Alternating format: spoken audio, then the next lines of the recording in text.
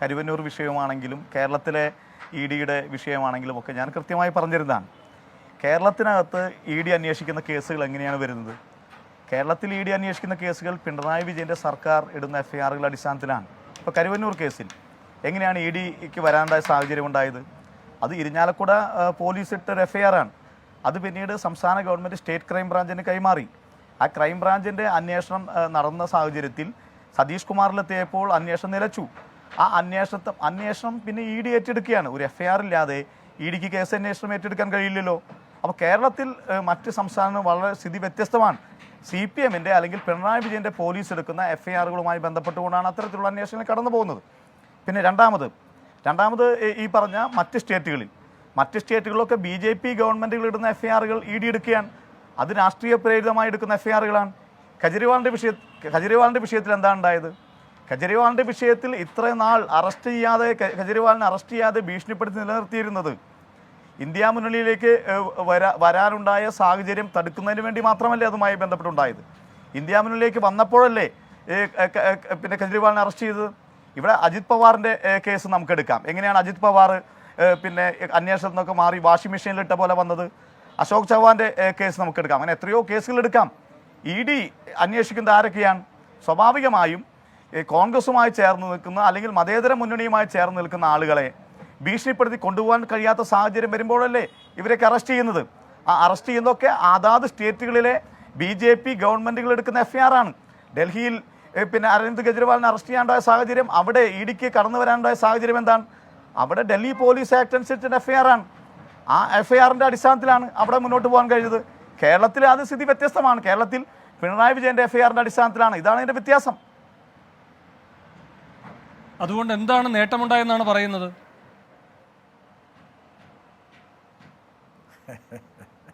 അല്ല, സ്വാഭാവികമല്ലേ ഞാൻ പറയുന്നത്. ഇവിടെ വാളയാറിനപ്പുറത്ത് കോൺഗ്രസിന് ഇ ഡി ചതുർത്ഥിയും വാളയാറിന് ഇപ്പുറത്ത് ഇ ഡി അനുകൂലവും എന്ന് പറയുന്ന നിലപാടല്ലേ പറയുന്നത്. അതാണ് ഞാൻ സൂചിപ്പിച്ചത്. ഇവിടെ പ്രധാനമന്ത്രി പറയുകയാണ് ഈ പറയുന്ന ആലത്തൂർ സ്ഥാനാർത്ഥിയുടെ കലായാലും അതിപ്പോൾ നമുക്ക് കേൾക്കാൻ കഴിഞ്ഞിട്ടില്ല. പക്ഷേ ഈ ബൂത്ത് തലത്തിലുള്ള പ്രവർത്തകരുമായി ബന്ധപ്പെട്ട സംഭാഷണം പുറത്തു വന്നിട്ടുള്ളതാണല്ലോ പ്രധാനമന്ത്രിയുടേത്. അതിൽ പറയുന്നുണ്ട് CPMന്റെ ഉന്നത നേതാക്കളടക്കം ഈ കരുവന്നൂരിൽ ഇടപെട്ടിരിക്കുന്നു. ഞാൻ കേട്ടതാണ്. അത് അവരുടെ ഫേസ്ബുക്ക് പേജിനകത്തുണ്ട്. ശരി. CPMന്റെ ഉന്നത നേതാക്കളടക്കം ഈ കാര്യങ്ങളിൽ പങ്കാളികളായിരിക്കുന്നു എന്ന് പ്രധാനമന്ത്രി പറഞ്ഞിരിക്കുന്നതിനെ ചുരുക്കിക്കാണുന്നുണ്ടോ നിങ്ങൾ? അതിപ്പോൾ ഈ സ്വർണ്ണക്കടത്തുമായി ബന്ധപ്പെട്ട് അനിൽ പറഞ്ഞല്ലോ, അതിൽ ഒരു പരോക്ഷ പരാമർശമാണ്. അത് ആരുടെ ഓഫീസ് വരെ എത്തി നിൽക്കുന്നതാണ് എന്ന് മാത്രമാണ് പറയുന്നത്. ഇവിടെ അങ്ങനെയല്ല. ഇതിൽ CPMന്റെ ഉന്നത നേതാക്കൾ ഉണ്ട് എന്നാണ്, അവരുടെ പേരുകൾ ഉണ്ട് എന്നാണ് അറിയുന്നത് എന്ന് പ്രധാനമന്ത്രി പറയുകയാണ്.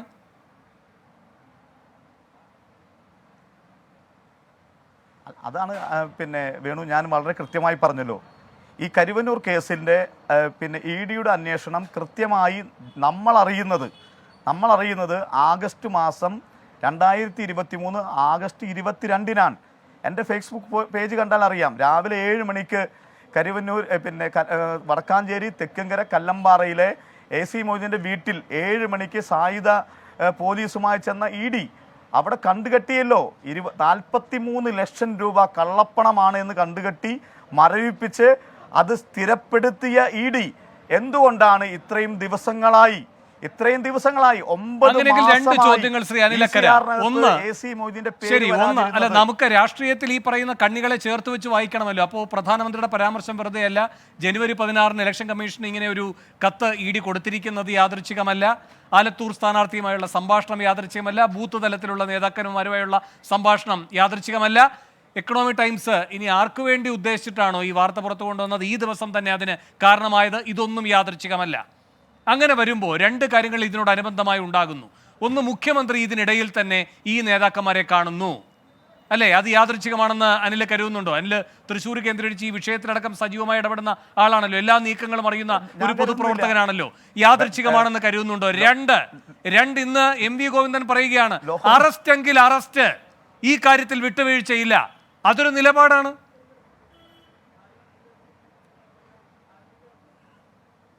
അല്ല, എൻ്റെ ചോദ്യം ഇതാണ്. അത് വേണു പറഞ്ഞ രണ്ട് വിഷയത്തെ ഞാൻ അനുകൂലിക്കുകയാണ്. ഇതിനകത്ത് പ്രധാനമന്ത്രി പറഞ്ഞു ഈ വിഷയം ഇതിനകത്ത് CPM-ന്റെ നേതാക്കന്മാരുണ്ട് എന്ന് ഇന്ത്യയുടെ പ്രധാനമന്ത്രി പറയുകയാണ്. അതാണ് എൻ്റെ ചോദ്യം. ഇന്ത്യയുടെ പ്രധാനമന്ത്രി പറഞ്ഞിട്ട് പോലും ഈ 43 ലക്ഷം രൂപ എൻഫോഴ്സ്മെന്റ് ഡയറക്ടറേറ്റ് കണ്ടുകെട്ടുകയും സ്ഥിരപ്പെടുത്തുകയും ചെയ്ത AC മൊയ്തീനെ ഇന്നേ വരെ നമ്മൾ ഈ സംസാരിച്ചു കൊണ്ടിരിക്കുന്നത് വരെ പ്രതിസ്ഥാനത്ത് ECR-നകത്ത് ചേർത്തിട്ടില്ല. എന്തുകൊണ്ട്? അതിന് മറുപടി പറയേണ്ട ഉത്തരവാദിത്തം പ്രധാനമന്ത്രി. കേജ്രിവാളുമായി ബന്ധപ്പെട്ട് അങ്ങനെയെങ്കിൽ ഇതേപോലെ തന്നെ ഒരു കാലതാമസം ഉണ്ടല്ലോ, പക്ഷെ സംഭവിക്കേണ്ടത് സംഭവിച്ചുവല്ലോ. അപ്പൊ രാഷ്ട്രീയമായി അനിവാര്യമെന്ന് തോന്നുന്ന സന്ദർഭങ്ങളിലാണ് ഇത്തരം കാര്യങ്ങൾ സംഭവിക്കുന്നത് എന്ന് അതിന്റെ രാഷ്ട്രീയം അറിയുന്ന നിങ്ങൾക്കറിയാത്തതല്ല. ഇവിടെ ഇപ്പം ഇപ്പോഴായിരിക്കാം സമയമായി പോലും ഇഡിക്ക്.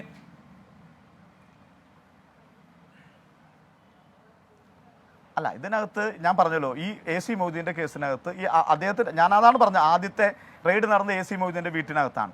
അതിനുശേഷം അരവിന്ദ് ദാഷൻ പ്രതിയായി. ഇവിടെ ഞാൻ പിന്നെ സംസാരിച്ചല്ലോ. അല്ലല്ല അനിലെ, ഞാൻ ചോദിക്കുന്നത് ഇതാണ്. മുഖ്യമന്ത്രി ഇവരെ കാണുന്നു, പാർട്ടി സെക്രട്ടറി എന്ന് പറയുന്നു അറസ്റ്റെങ്കിൽ അറസ്റ്റ്, അതിത് നേരിടുക എന്ന തീരുമാനത്തിന്റെ ധ്വനിയാണ്.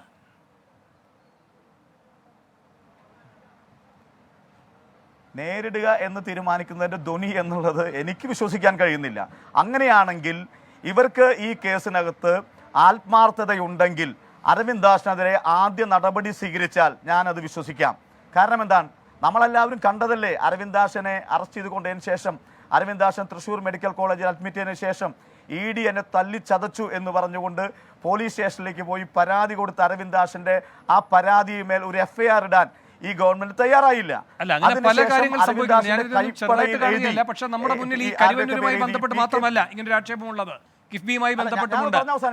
അല്ല ഒരു സെക്കൻഡ് അനിലെ, കിഫ്ബിയിലെ ഒരു വനിതാ ഉദ്യോഗസ്ഥയുടെ ദേഹത്തേക്ക്, അല്ല ഒരു സെക്കൻഡ്, ഒരു ഗ്ലാസ് കാപ്പി എന്തോ കൊണ്ടുവന്ന് വെച്ചിട്ട് പിന്നെ ആ ഗ്ലാസ് ഉൾപ്പെടെ തട്ടിത്തെറിപ്പിച്ച് അവരുടെ ദേഹത്തേക്ക് വീഴുന്നു, അവരെ ഭയചകിതയാക്കുന്നു.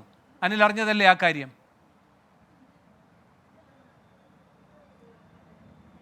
അല്ല, കിഫ്ബിയുമായി ബന്ധപ്പെട്ട വിഷയത്തിൽ ഞങ്ങൾ കൃത്യമായി പ്രതിപക്ഷ നേതാവ്, അല്ലല്ല വിഷയത്തിന്റെ വ്യത്യാസമല്ല ഞാൻ പറഞ്ഞത്, വിഷയത്തിന്റെ വ്യത്യാസമല്ല പറഞ്ഞത്. അരവിന്ദ് ദാഷൻ ഒരു കാര്യം പറയുന്നുവെങ്കിൽ കിഫ്ബിയിൽ ഒരു ഉദ്യോഗസ്ഥ ഇങ്ങനെ ഒരു കാര്യം പറയുന്നു. EDയുടെ സമീപനത്തിലെ രീതികളുടെ പ്രത്യേകതയായി ഞാൻ അങ്ങേ ഒരു ഉദാഹരണമായി പറഞ്ഞത് ചൂണ്ടിക്കാട്ടിയെന്ന് മാത്രമേ ഉള്ളൂ. അല്ല, അതൊരു അന്വേഷണ ഏജൻസിയുടെ രീതിയെ കുറിച്ച് ഞാൻ ഇപ്പോൾ അതിനകത്ത് അഭിപ്രായം പറഞ്ഞ ആളല്ല. നടപടി പരാതി ഉണ്ടെങ്കിൽ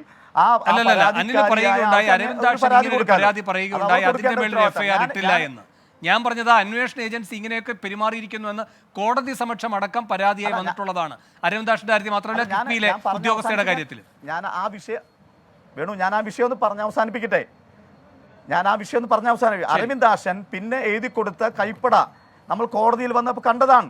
അതിനകത്ത് K. രാധാകൃഷ്ണൻ്റെയും PK ബിജുവിൻ്റെയും MK കണ്ണൻ്റെയും AC Moideen ഉൾപ്പെടെയുള്ള ആളുടെയും പേരുണ്ടായിരുന്നു. അങ്ങനെ ഉണ്ടായിരുന്നെങ്കിൽ ആദ്യം ഈ പറയുന്ന MV ഗോവിന്ദന് ഈ കേസിനകത്ത് കൃത്യമായ നിലപാടാണെങ്കിൽ ഉള്ളതെങ്കിൽ ആദ്യം പുറത്താക്കേണ്ടത് അരവിന്ദ് ദാസിനെയാണ്. എന്തുകൊണ്ടാണ് തങ്ങളുടെ സഖാക്കൾക്കെതിരെ കള്ളമൊഴി കൊടുത്ത അരവിന്ദ് ദാസിനെ പേടിക്കുന്നത്? അത് പേടിക്കാത്തതിൻ്റെ കാരണം ഈ 5 അക്കൗണ്ടുകൾ കൈകാര്യം ചെയ്യുന്ന അരവിന്ദ് ദാസിനെ കൂടുതൽ പ്രകോപിതനാക്കാതിരിക്കാൻ വേണ്ടിയാണ്. അതാണ് അതിൻ്റെ യാഥാർത്ഥ്യം. ശരി.